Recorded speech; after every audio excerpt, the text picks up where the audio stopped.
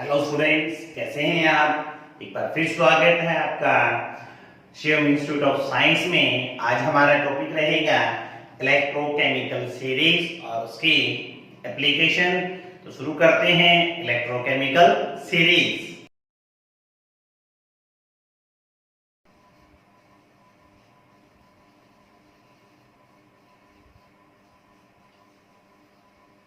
इसको electrochemical series कहते हैं। इसको आप इलेक्ट्रोमोटिव सीरीज भी बोल सकते हैं। इलेक्ट्रोमोटिव सीरीज, आप इसको रिएक्टिविटी सीरीज भी बोलते हैं।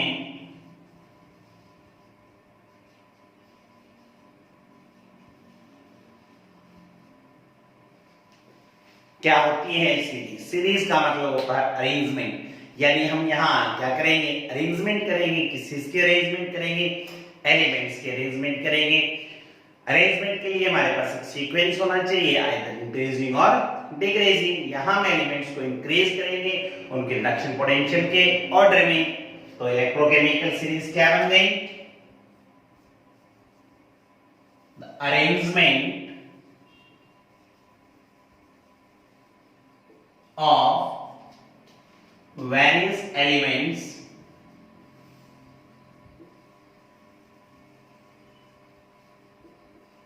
in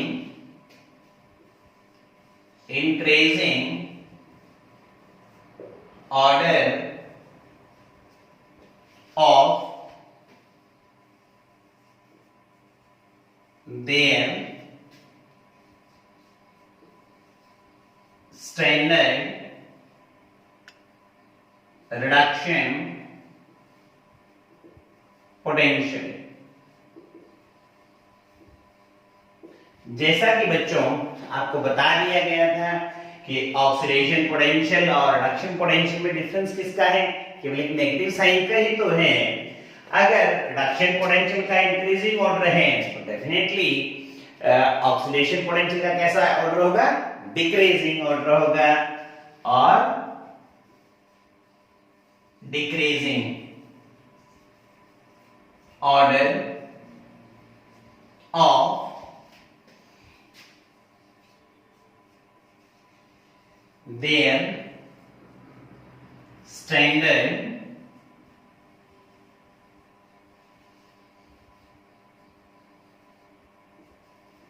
oxidation potentials।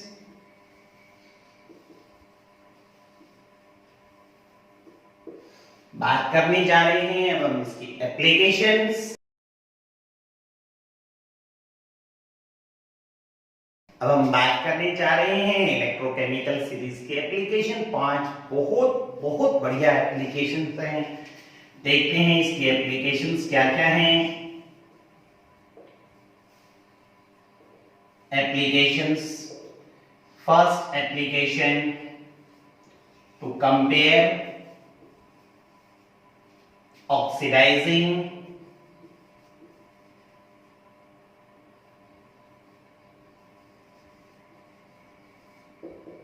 और रिड्यूसिंग कैरेक्टर्स। बहुत बहुत इजी है बच्चों, जितना बताया जाए उतना ही दिमाग लगाना है, एक्स्ट्रा चीजें नहीं सोचनी है। भगवान ने छोटा सा दिमाग दिया है, ज्यादा खर्च करोगे तो बुढ़ापे में बड़ी दिक्कत हो जाएगी। इसलिए जितना बताया जाए उतना ही यूज करना है। क्या यूज करना है? If numerical value of standard reduction potential. अगर आपकी बच्चों कैसी हैं? Less, always, oxidised. और बच्चों आपको पता है जिसका ऑक्सीडेशन होता है वो क्या कहलाता है? Reducing agent. ये है मेरे पास। अगर रिडक्शन पोटेंशियल की न्यूमेरिकल वैल्यू कैसी है, ज्यादा है, तो कैसा होगा वो, रिड्यूस्ड, और क्या कहलाएगा, ऑक्सीडाइजिंग एजेंट। चलो इस एप्लीकेशन के ऊपर एक न्यूमेरिकल लेते हैं। क्या कहती है हमारी पहली एप्लीकेशन, हमें ऑक्सीडाइजिंग और रिड्यूसिंग कैरेक्टर कंपेयर करनी है। कुछ एक एलिमेंट्स लेते हैं और उनको अरेंज करते हैं उनकी ऑक्सीडाइजिंग और रिड्यूसिंग प्रॉपर्टी के अकॉर्डिंग।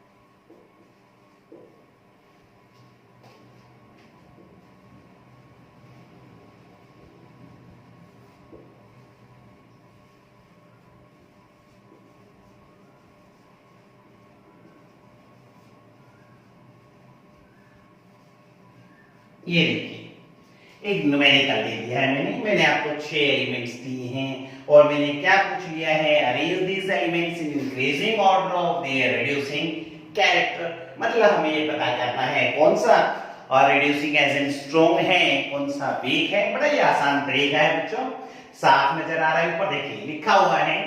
मैंने ये नहीं कहा बच्चों कि आपको रिडक्शन यूज करना है, मैंने आपको ये कहा है केवल आपको न्यूमेरिकल वैल्यू कंपेयर करनी है कि न्यूमेरिकल वैल्यू कम है ज्यादा है। तो साफ नजर आ रहा है जिसकी वैल्यू कम होती है वो हमेशा ऑक्सीडाइज होता है और स्ट्रॉन्गेस्ट रिड्यूसिंग एजेंट कहलाता है। तो इन 6 एलिमेंट में सबसे ज्यादा किसकी है, सबसे ज्यादा किसकी है, मैग्नीशियम की है। तो मैग्नीशियम क्या होगा, सबसे स्ट्रॉन्गेस्ट रिड्यूसिंग एजेंट होगा। सबसे कम किसकी है, सबसे कम नजर आ रही है किसकी है, कॉपर की। तो कॉपर वीकेस्ट रिड्यूसिंग एजेंट है अमंग दीज एलिमेंट्स। मैं पीरियोडिक टेबल की नहीं बात कर रहा।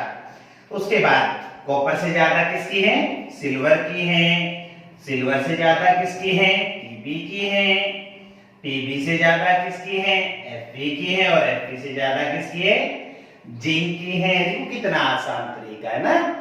तो इस टेबल बनाई है तो टेबल में लोएस्ट वैल्यू भी होगी और मैक्सिमम वैल्यू हाईएस्ट वैल्यू भी होगी। तो देखते हैं अगर बात करें पीरियोडिक टेबल के अंदर lowest numerical value of standard reduction potential, तो पता है वो किसकी थी, स्टैंडर्ड रिडक्शन पोटेंशियल की लोएस्ट वैल्यू किसके लिए है, लिथियम के लिए है। तो इसका मतलब लिथियम ऑलवेज ऑक्सीडाइज्ड, ऑक्सीडाइज होगा तो क्या होगा, strongest reducing agent of the periodic table. अगर मैं बात करूं highest numerical value of reduction potential की, तो पता है किसकी है, फ्लोरीन की है। और इसका मतलब फ्लोरीन हमेशा क्या होगा, रिड्यूस्ड। और रिड्यूस्ड होगा क्या कहलाएगा, strongest oxidising agent of the periodic table. तो ये थी हमारी फर्स्ट एप्लीकेशन। बात करते हैं हमारी सेकंड एप्लीकेशन की। सेकंड एप्लीकेशन क्या है, to calculate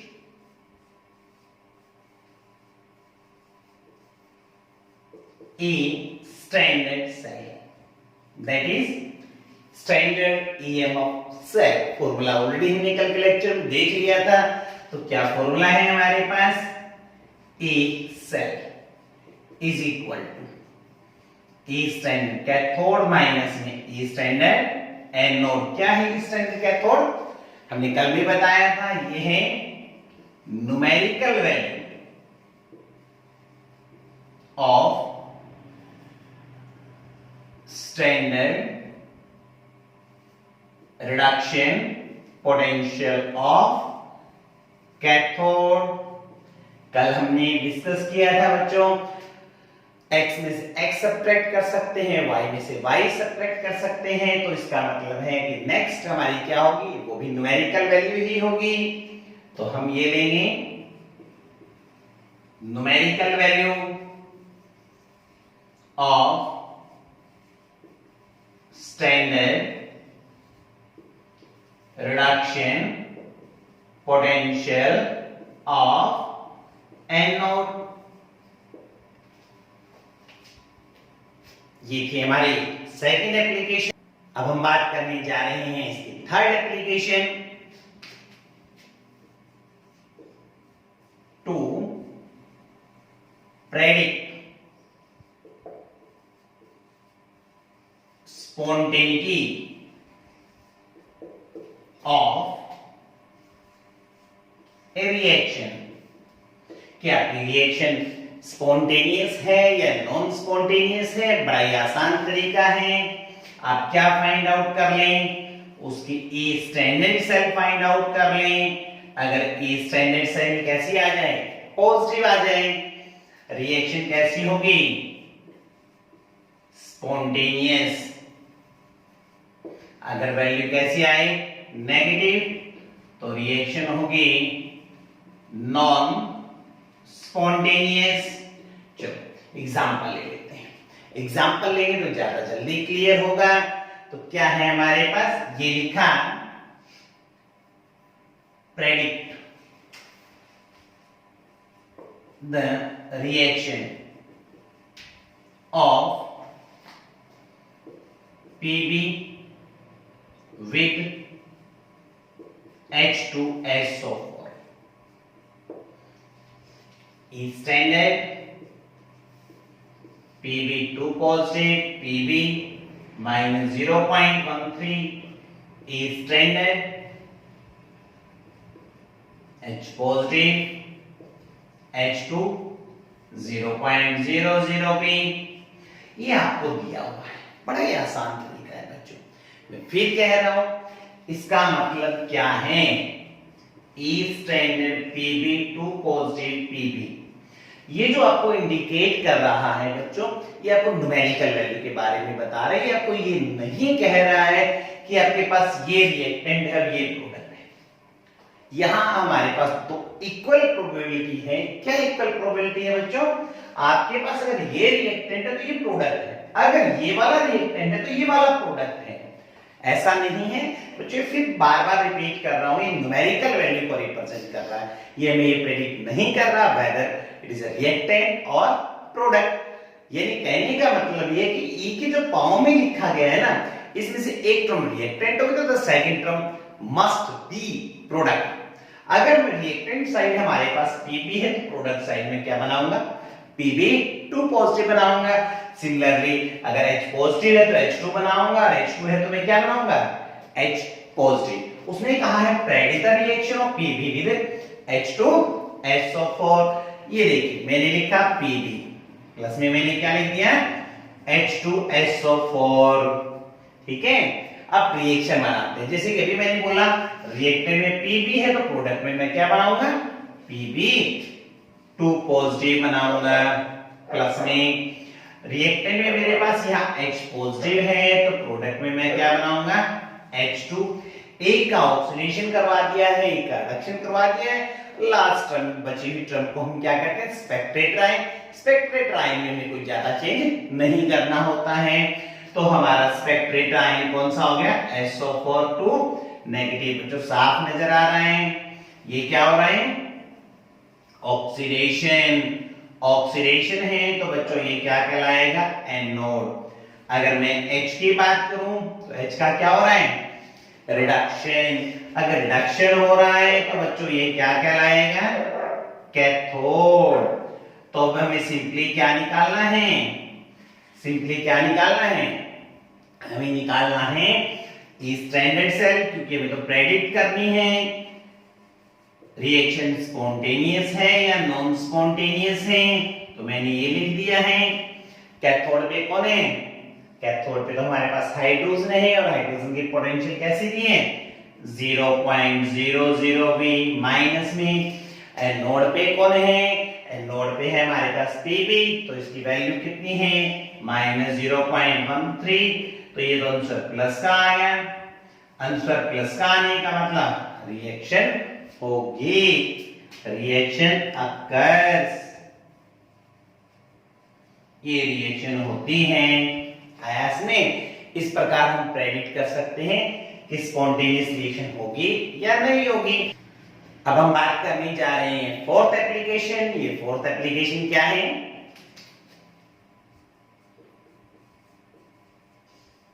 displacement reaction.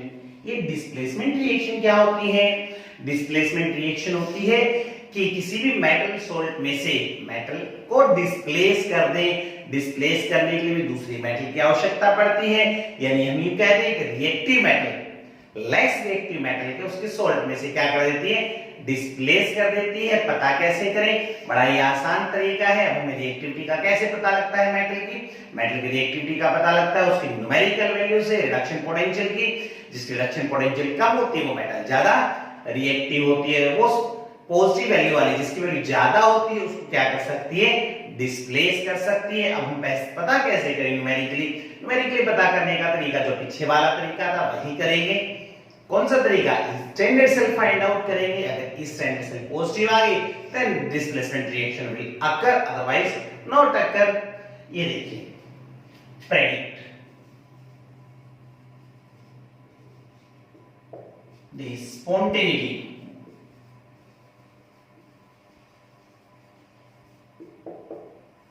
of reaction of copper with FeSO4।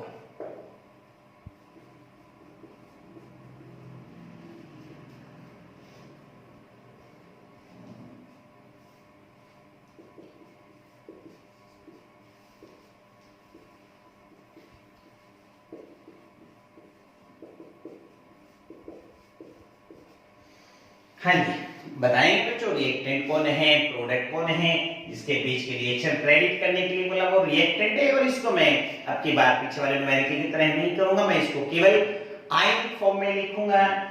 ये देखिए Cu प्लस में FeSO4 में Fe का ऑक्सीडेशन नंबर कितना है, +2। तो मैंने यहां से स्पेक्ट्रेट ट्राइन को नहीं लिखा है। के बाद प्रोडक्ट बताइए क्या बनाएं, इक्वेशन साफ कह रही है अगर रिएक्शन होगी तो प्रोडक्ट क्या होगा, कॉपर 2 पॉजिटिव है तो प्रोडक्ट हम कॉपर बनाएंगे, कॉपर है तो हम कॉपर 2 पॉजिटिव बना देंगे।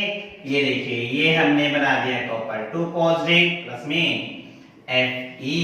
अब हम क्या करें, पता करते हैं रिडक्शन कहां हो रहा है, ऑक्सीडेशन कहां हो रहा है। कॉपर का ऑक्सीडेशन नंबर 0 है, यहाँ +2 है, साफ नजर आ रहा है बच्चों। क्या हो रहा है, ये ऑक्सीडेशन नंबर इंक्रीज हो रहा है। ऑक्सीडेशन नंबर इंक्रीज होता है तो उसको हम क्या कहते हैं, ऑक्सीडेशन। और ऑक्सीडेशन होगा तो क्या कहलाएगा, एनोड। ये देखिए Fe का क्या हो रहा है, रिडक्शन। रिडक्शन होगा तो क्या कहलाएगा, ये कैथोड कहलाएगा। अब निकाल लें स्टैंडर्ड सेल। ये देखिए ये स्टैंडर्ड सेल निकालते हैं, ए स्टैंडर्ड कैथोड माइनस में ई स्टैंडर्ड एनोड। न्यूमेरिकल वैल्यू ही तो रखनी है। कैथोड पे कौन है, कॉपर। कॉपर की वैल्यू कितनी है, 0.34 माइनस 0.44। ये गलत लिख दिया मैंने गलत लिख दिया है। पहले किसकी आएगी, पहले F की वैल्यू आएगी -0.44 -0.34, तो -0.78 भी आ गई है। तो ये बन गई है ई स्टैंडर्ड सेल। आंसर कैसा है? नेगेटिव है। नेगेटिव होने का मतलब ये रिएक्शन नहीं होने वाली। Cell reaction will not occur, ये रिएक्शन नहीं होगी। आया में। तो ये थी हमारे पास फोर्थ एप्लीकेशन, जिसका नाम क्या है? Displacement reaction. फिफ्थ एप्लीकेशन की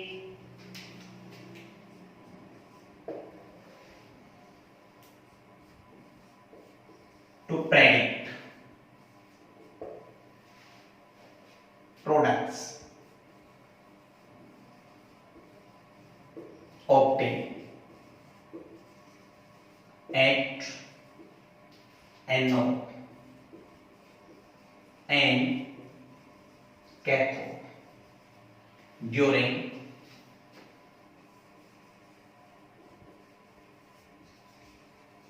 इलेक्ट्रोलाइसिस। इलेक्ट्रोलाइसिस के दौरान जो कौन से प्रोडक्ट बनेंगे, कौन से प्रोडक्ट नहीं बनेंगे, इसकी प्रेडिक्शन भी हम इलेक्ट्रोकेमिकल सीरीज के एप्लीकेशन में काउंट कर सकते हैं, निकाल सकते हैं। जब हमारे पास एक कैटायन और एक एनायन होता है तब हमें इलेक्ट्रोकेमिकल सीरीज की आवश्यकता नहीं पड़ती है, लेकिन एक से ज्यादा रिएक्टेंट और एक से ज्यादा कैटायन और एनायन हो जाते हैं तब हमें इसके आवश्यकता पड़ती है, इसकी रिक्वायरमेंट रहती है। इस चैप्टर का जो लास्ट टॉपिक है इलेक्ट्रोलाइसिस, उसी चैप्टर में हम उसी टॉपिक में हम एक बार फिर डिस्कस करेंगे। तब तक के लिए बाय।